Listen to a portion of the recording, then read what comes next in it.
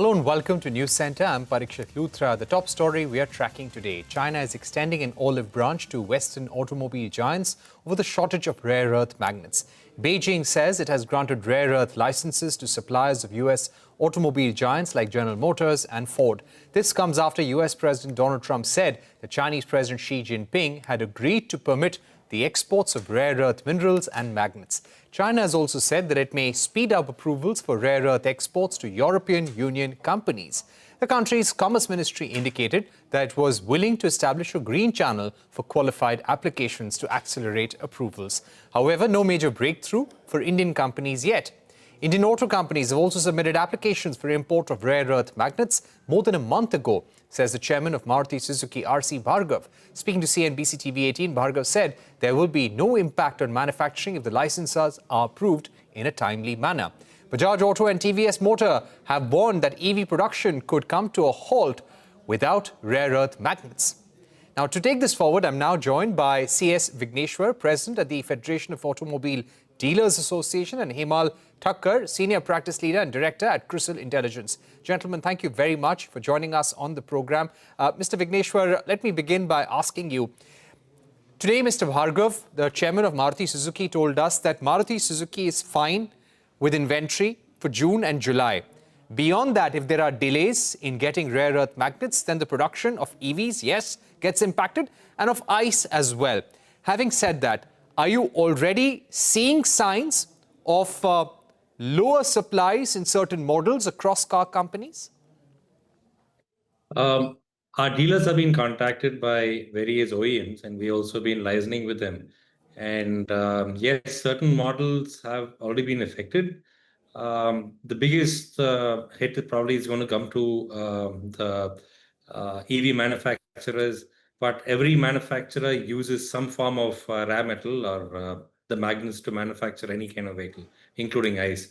For example, in Japan, the Suzuki model Swift has been stopped. The production has been stopped. So this, you're going to find these disruptions. Hopefully this impasse will not continue, and there would be some kind of negotiation. I think our teams also from India have been negotiating with the Chinese government and the suppliers there. We can't afford this to continue for too long. And over a period of time, probably we also need to get to energy independence and also independence regarding rare earth materials. At least India has the third largest deposits of rare earth materials. So there are possibilities for this to be mined. Right. Let me go across to Himal. Himal, at this juncture, which companies do you see getting affected the most if we were to speak about the month of June? If you ask me, the month of June, the impact will be relatively lower. I think all of us should be in a position to tide through it. One simple reason being most of the companies will be on JIT, just-in-time inventory, and there, vendors will have inventory for about 4 to 6 weeks. So maybe for the month of June, we are kind of good. But once we enter July, we'll start seeing, kind of the same impacting electric vehicle side, especially, the ones who are into two-wheeler and PV electric, they will be the most impacted. And the least impacted will be companies which are into two-wheeler ICE, if I have to put it that way. Right. So you're saying within two-wheelers, it will be companies which are making electric vehicles, and those who are dependent more on ICE will face a lesser impact. But Mr. Vigneshwar, when it comes to rare earth magnets, they're used not just in EVs, but in ICE as well. Do you expect companies to start adjusting production July onwards of certain other models which are not EV as well? It's obvious they'll have to start selling vehicles in some form or the other. So in case the EVs use more of these magnets, probably they'll have to, for every one EV, they could produce multiple models of ICE. They'll probably do that. The good news is that there is some amount of stock available with the manufacturers as produced vehicles. And yes, even at dealership end, we've been warning about the last year. So there's a little bit more stock than usual. So probably this could be used to tide over the situation for a few months, but I don't think it can last forever. We really need to find out solutions where we can start Right. Could you give us a sense of, Mr. relying Vigneshwar, on a could you few give other us a sense of companies. certain, right? Could you give us a sense of certain models, companies where stock is affected or there is lower stock in the system or where you expect lower supplies in the next few weeks? Industry is carrying about 2 months of stock. Nearly, about 50 days of stock, 52 days of stock is what our estimates are. And probably there's another 40 days or 30 days of stock with certain companies at their own stockyards. So we should be good for a few, at least 2.5 months. But however, the supply is running out of stocks. And tomorrow, if this is a condition, there could be the services of vehicles also could be affected because spare parts again needs to come from these suppliers, and if they run out of rare earth magnets, it'll be very difficult to service vehicles. But that's not as much as an issue because these rare earth magnets only need to be changed in extreme situations. But we really need to watch out for the future. Yes, we can tide over the current situation, but we need to diversify our supplier base and also start investing in India's own rare earth deposits, which, as I mentioned, is the third largest in the world. So there could be possibilities that in the mid and the long term, we become a little bit more independent away from China. Right. Himal, have you been able to do any analysis on how this is going to affect the bottom line of companies in the current quarter? See, it may be a little difficult to answer, Parikshit, but what I understand is if you look at, say, e-two-wheelers at this point of time, the value of magnets that get into a e-scooter, which may be about 3 kilowatt hour battery types, it'll be about 150 to 200 rupees. So from a value impact at this point of time, it is not going to be, very high. But like you said, It is that when you we can't make without it. yes, you just can't make without it. And the second is if you are looking at some via media at this point of time, say for example, you are sending your motors to China for assembling magnets and then kind of getting back to India, or you are purchasing sub assemblies from there, then that may lead to some increase in cost and which will then be passed on to the end user, or some part of it may be absorbed by the OEMs. So that is something which could have an impact on the margins of players.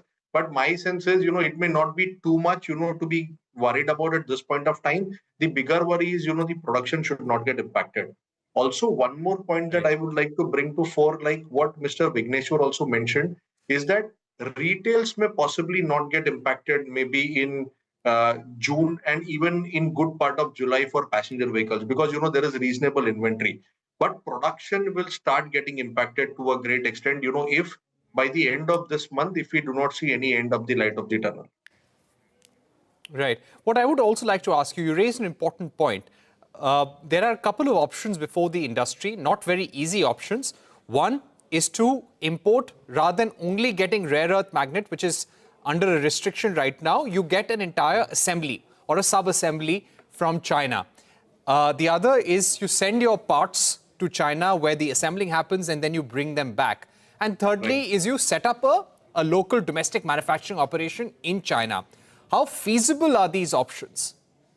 The first two are quite feasible, if you ask me, and that can be done. The only probable impact will be companies who have PLI may see some kind of compromise on domestic value addition for the near term, but it will still not impact their production, and they'll be in a position to dispatch vehicles to the market. But the third option is a little bit of a long shot. You'll have to wait for some time to for that to happen because there'll be legalities involved, there'll be formalities involved. So from that perspective, it may take a little more time. That's a little more structural in nature as compared to the first two.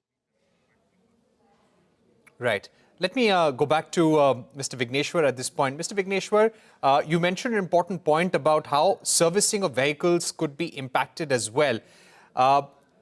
Going forward, say from the month of August or so, if this issue is not resolved, do you feel that the production of ICE vehicles is also going to be impacted? For example, Suzuki production being stopped in Japan. Clearly, if there are speedometers which you cannot make or other equipment of ICE vehicles which also cannot be made because of the absence of rare earth magnets, there will be an impact there as well. How do you see the next few months panning out? Next few months panning up in my dream is that everyone come to an agreement and quickly finish off this impasse and move on. but it's unlikely to happen that way. I would probably think that there would be a lot of negotiations happening amongst the governments and different companies, and we need to sort this out. At the same time, there are a couple of other things which need to be done. One is what was mentioned earlier in terms of sub-assemblies being assembled elsewhere other than India. But this would also make the costs of the vehicles go up. And if the cost of the vehicles go up, India is a very price-sensitive market. It may not be able to take the price increases because there have been tremendous amount of price increases in the last 5 years. The vehicle costs, for example, even for a ICE vehicle like one of the leading scooters was about 60,000 rupees 5 years ago. It's gone to about nearly 1 lakh right now.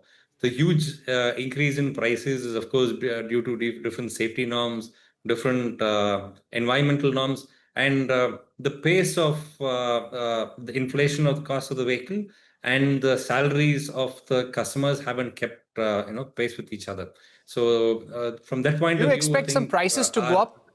Have certain OEMs also communicated to dealers that prices of certain EVs, certain ICE models with a higher component of rare earth magnets, so to say, their prices would go up in June, July, or in the coming months? They haven't communicated that to us. They've been only speaking to us about the availability of vehicles, but it's an unsaid truth that the prices would go up if the sub-assemblies are moved to China, or even if the alternative sources are found for these magnets, they're going to be much more expensive, and the costs would be going up. Yes, that's for sure. Unless the manufacturer is able to Right. absorb it. Yes. Himal, my final question to you would be about finding alternative suppliers around the world. Currently, it is being said that there is nobody else apart from China. But in the next 4 to 5 months, if China does not lift these restrictions, can we find other alternatives? If you ask me, there are two things that we need to look at here. One is, we are procuring processed magnets from China at this point of time. And China has more than 80% of the processing capacity globally. If you see only the only sources available are Malaysia and Vietnam. And, those will be the sources that will be available to the entire world, if there is an issue with China. Now, when we are looking at one step before that, that is, production of, rare earth elements, there we still have, other options like, say, a US or a Burma or maybe an Australia from where, these rare earth are being imported, or these elements can be imported, but they will still have to be processed. And the processing technology at this point of time is largely, kind of centered around China, with 90% being there and another 8 to 10% being with the likes of Malaysia and Vietnam. So, those are the two options which we will have if we have to import processed magnets. All right. And let me go back to CS Vigneshwar now. Mr. Vigneshwar, specifically of electric vehicles, could you give us a sense of what's the average inventory in the electric passenger car segment, electric two-wheeler segment, the three-wheeler segment right now? We don't have specific inventory for these particular vehicles available in terms of data. But in terms of two-wheelers, it isn't too much in terms of two-wheeler inventory in EVs. And even when you look at passenger cars, I think the retails have been doing quite well. Last month was the first time electric vehicles have crossed the 4% threshold in penetration of passenger vehicles. So I think even there, it's not very catastrophic in terms of number of days of stock. It's quite under control. Right. About new EV launches, this was a year when a lot of new EVs were set to be rolled out. Do you expect, if the issue does not get resolved by the end of July, do you feel that some of the new model launches could be delayed, their commercial rollout in the market? It will definitely be impacted, but because when we're not able to produce the current models, it's going to be difficult to produce models which are yet to reach the road. So it'll definitely be impacted. See, these are not things which are do or die. So they are vehicles which are very important, and we also have other alternatives for us to mitigate such circumstances before we find answers. Yes, the industry has been extremely resilient. We've gone through multiple challenges, but they've always come out of it stronger.